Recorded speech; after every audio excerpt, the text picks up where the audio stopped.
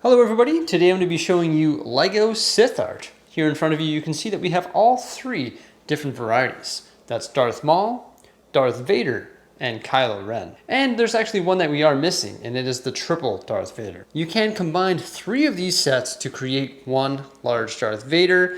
I personally don't know what I'm going to do. I don't know if I'm going to take these apart and build the Darth Vader, or if I'm going to acquire three more Sith arts and build the Darth Vader. However, that would cost me another 450 Canadian dollars, as these retail for $149.95 each here in Canada. Personally, I think my favorite one will be the triple Darth Vader if I ever get it constructed. I think it features the most detail because it features a full-on body shot of Darth Vader, and also it uses a lot of different color as well. Honestly though, in the individual format, I personally like Darth Maul the most. Let me know what your favorite variety is of the four by commenting below in this video. I did a members only vote here on my YouTube channel. We received 77 different votes, and the favorite was actually Darth Vader with 56% of the votes. Then it went Darth Maul with 30% of the votes, and Kylo Ren at 14% of the votes. However, I did not include the triple Darth Vader in the vote.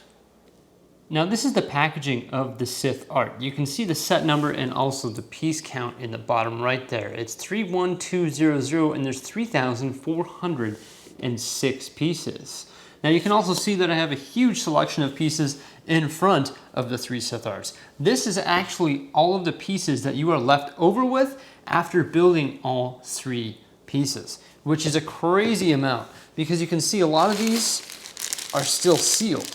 Now the reason there's so many leftovers of specific colors is because, for example, there's more blues and blacks in Vader, and there's more reds and oranges in Maul. So ultimately, in the end, you're left with a lot of extra pieces.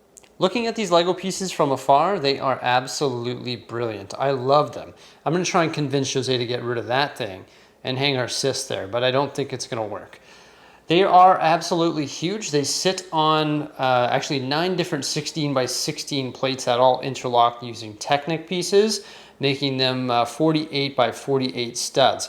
However, they also have a nice Technic frame that goes around them. Actually, it's not all Technic. It's Technic brick and plate built, and you can see it's topped with tiles there. Now, it's funny, when you look at them from afar, they look great. Obviously, they are mosaics, so the closer you get to them, the stranger they look. But that's really the magnificent thing about them. All these little 1x1 studs come together to create something awesome. So here we have Maul, of course. You use a lot of the orange and red colors, and I really like how they've made the lightsaber in all three pieces, using the white, yellow, red, dark red, and eventually transitioning to a dark brown and then black. Really gives that lightsaber an authentic glow. Also right there you can see the Star Wars logo print piece that all three of these sets have. You do have the option to fill that in, of course. You don't have to have the Star Wars logo there. You could just use some of your spare pieces to fill in that lightsaber if you don't like the look of the print piece. But personally, I like print pieces. I think they look great. So Darth Maul, he's got a pretty big nose. That's one thing that a lot of people have been stating, but from afar, it looks great. He's also got a hood going over top of his head there, using some of those black and blue pieces.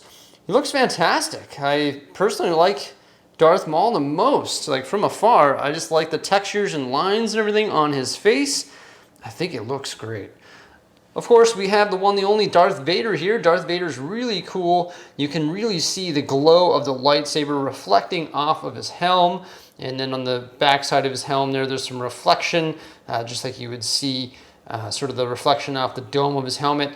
And it's represented by the black and blue pieces. Looks really good. He's sort of just looking into his saber, saying, he's about to strike somebody down. I don't know what he's doing right now, but he's about to do something bad, that's for sure. There we have Darth Vader. Looks fantastic, and like I said, that did win the poll here on my YouTube channel for the most popular of the three. And this is the least popular, and I sort of see why. This is Kylo Ren. However, it is much different from the other two.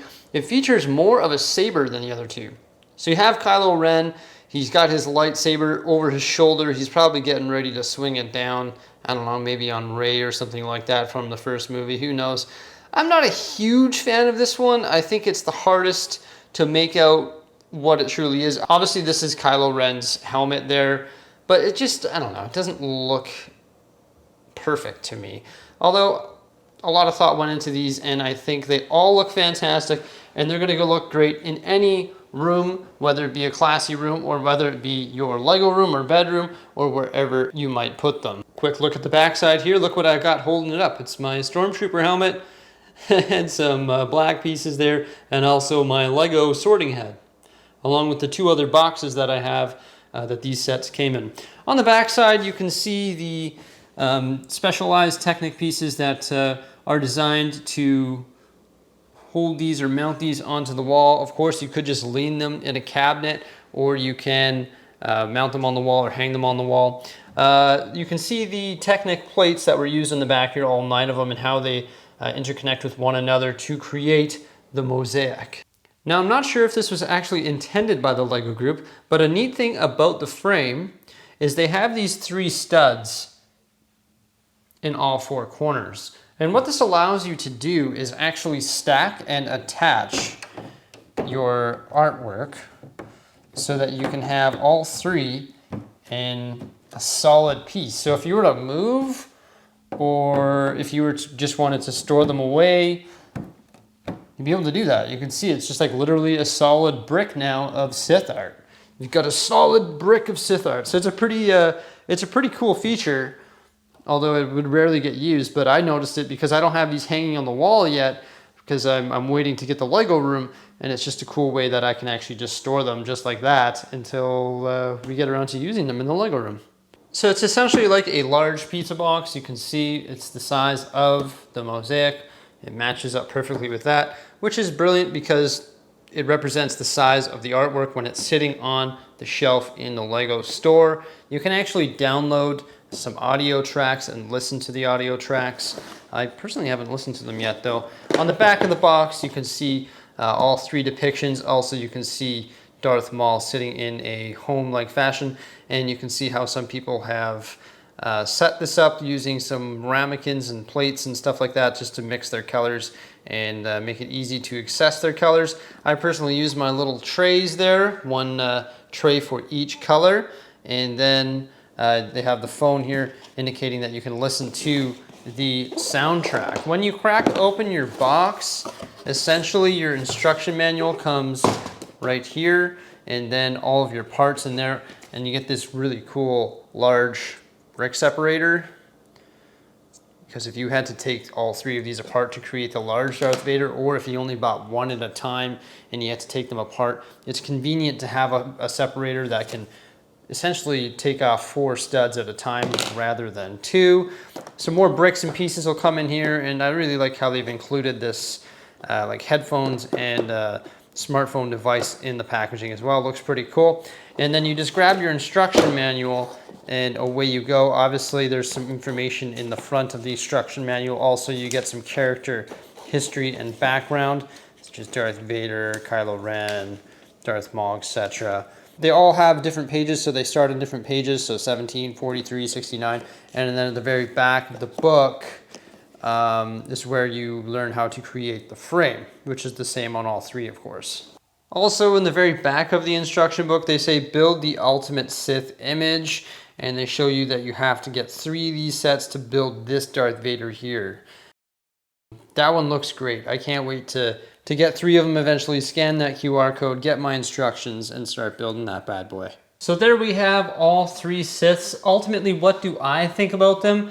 I think they're brilliant pieces of artwork that are constructed from Lego, and it's a really fascinating idea. I think the price of them might be a little bit high, although you do get some large Technic plates, a lot of tiles, obviously a lot of 1x1 circular studs, and you also get some bricks and some plates. So maybe it's not the end of the world, but at $150 each, and you want to get a whole bunch of different designs, it can get quite expensive.